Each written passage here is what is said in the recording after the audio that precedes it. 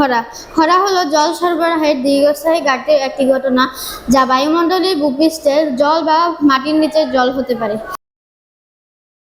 এটি ক্ষতিগ্রস্ত অঞ্চলের বাস্তুতন্ত্র এবং কৃষির উপর যথেষ্ট প্রভাব ফেলতে পারে এবং স্থানীয় অর্থনীতির ক্ষতি হতে পারে। বাংলাদেশ 1978 ও 1979 সালে সবচেয়ে বড় খরা বাংলাদেশ মোকাবেলা করেছে। এরপর 1997 সালে একটি বড় খরা হয়েছে। কৃষিতে প্রায় $50 কোটি ক্ষতি হয়। বাংলাদেশে 22টি খরাপ্রবণ এলাকা আছে। এর মধ্যে কয়েকটি উল্লেখযোগ্য খরাপ্রবণ এলাকা হলো নওগাঁ, চাঁপাইনবাবগঞ্জ, ঠাকুরগাঁও, দিনাজপুর, রংপুর। বাংলাদেশে খরা এবং গরম আবহাওয়ার সময় ফসলের যত্ন নেওয়া চ্যালেঞ্জিং হয়ে ওঠে। কিছু পদক্ষেপ গ্রহণের মাধ্যমে কৃষক তার ফসলকে রক্ষা করতে পারে। সেচ। খরার সময় সেচ অত্যন্ত গুরুত্বপূর্ণ।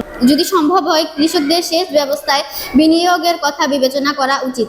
মালচিং। মাটিতে আর্দ্রতা রক্ষায় মালচিং সাহায্য করে এবং বাষ্পীভবন রোধ করতে মালচিং সাহায্য করে। কৃষক তাদের ফসলের চারপাশে মাল্চ হিসেবে খড় বা পাতার মতো জৈব উপাদান ব্যবহার করতে পারে।